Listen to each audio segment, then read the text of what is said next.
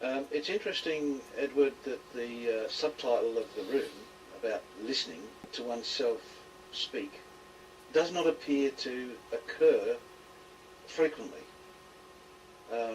Is this your experience, Edward? Are you saying that if anybody read that notice at the top of the room that they didn't notice the notice? Well, I noticed that, Fred. Yes. Now, Edward, is there any mechanical method of doing this rather than being hit with a 4x2? Is there any other mechanical activity that this listening to one speaking can occur more readily than what it apparently does? There probably isn't, Fred. The problem with it is the listener is the same one who is speaking. So when listening to what you're saying, it will sound as though, well, it's exactly what it is that you meant to say. You will not be able to hear it like you'll hear someone else. You won't particularly be able to hear the manipulation behind it, or the brag, or the shame, or the sorrow, or any of those things that are included in the manner in which you're speaking, unless it becomes something that you never do not do, or never stop doing. In other words, if it's something that you, each time you speak, you listen with yourself so that you can hear what it is you're saying. That would be it, what you call a 4x2. So, Fred, would you have any suggestions for us? Perhaps if someone were to yell 4 and no one were listening, when the ball hit him in the head, that perhaps would be a sufficient blow to bring them to their senses, so to speak. Let's get back to perhaps investigating this difficulty that is apparent with transmitting and receiving from this body, all bodies. It would appear that the transmission flows quite readily, but the reception is intermittent, as if the receiver is switching on and off and is not realising this. And it would also appear to me to be quite a startling revelation that Edward, and I was just considering whether a suitably applied shock delivered at the appropriate moment could have this effect or not. So putting aside a 4x2, which seems to be a bit dramatic and unnecessarily violent, I wonder whether there is anything else that can be considered a short circuit or a sufficient shock to make this listening of what is being spoken occur more readily. Well, of course, that's something I've been looking at for 30 years. The ability to deliver that sort of nudge, if you will, or shock, or 4x2 in a conversation. I have had that happen, both for me and with other people, but there doesn't seem to be a formula for it.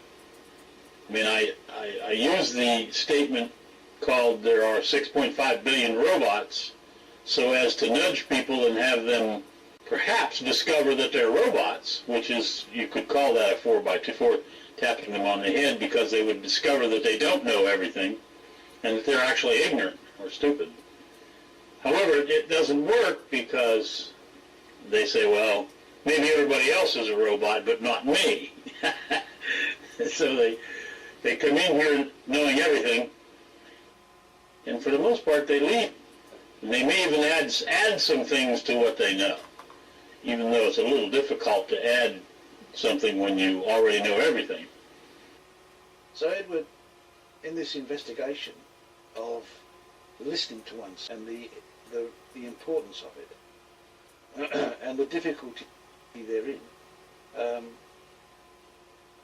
What appears to be an easy judgment of others speaking, what they say and in the manner that they say it, there seems to be an easy judgment of that.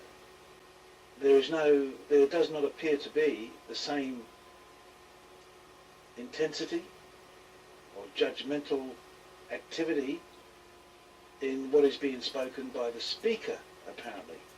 Now, what do you see is happening? Is this... Well, here's the question then, Edward. If the listener and the speaker are in the same box, as it were, metaphorically speaking, then judgment occurs. If the listener and the speaker are not in the same, then listening can occur. Would you concur with that? Well, it's a difficult thing to, when you say in the same box. Are you inferring at the same level, at the same space, in the same space? It would seem that that would be more readily, if you will, the two that would have communication, that would actually be able to communicate, as opposed to two that are in two different spaces. So it seemed to me like, Fred Kent, that you had it backwards. Doesn't necessarily mean it's true.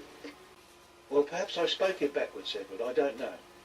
What I was trying to see was this discrimination of spoken, which apparently is readily available when listening to another, is not so readily available when listening to the self speaking, as it were, the same entity speaking. The discrimination apparently is not the same. If I'm hearing what you're saying, then it's the same as when someone says, look within. The thing that people use to look within is the thing that they are. If they're a religious nuthead, then they'll look within with their religiousness. They'll consider that everything has to pass through some idiot sky fairy, some god or something. So that's what they will listen with, or through, when either they are speaking or when they're looking within, either one. So in other words, they're predisposed in what they either see or hear, depending on whether you're talking about looking within or listening with another speaker. Well, yes and no. I heard what you said, but what I was endeavouring to discover was this level of discrimination.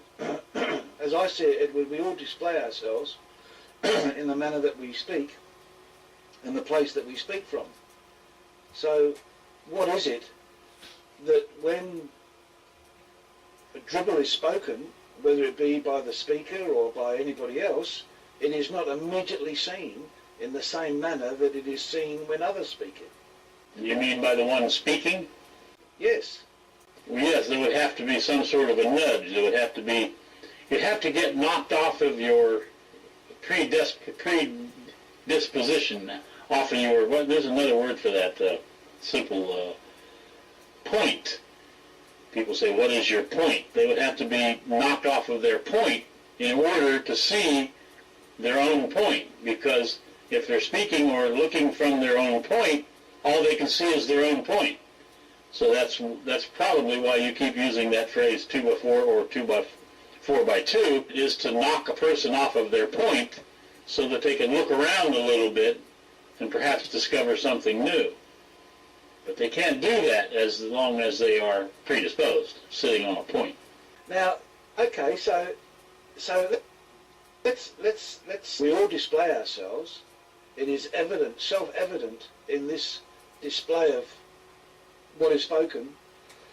What stops others from knocking someone off their pedestal whether it be you or me or anybody else, is fear. Does fear stop that, or is it the speed at which this communication happens? Because after the event, you know, sort of tomorrow or an hour later, someone can say, what a load of drivel that was. That the other person spoke. It's always easier for the for the observation of the other person's stupidity than it is to the observation of your own stupidity, because, as I've said so many times, it takes intelligence to discover your own stupidity. But someone else's, well, you can notice that immediately.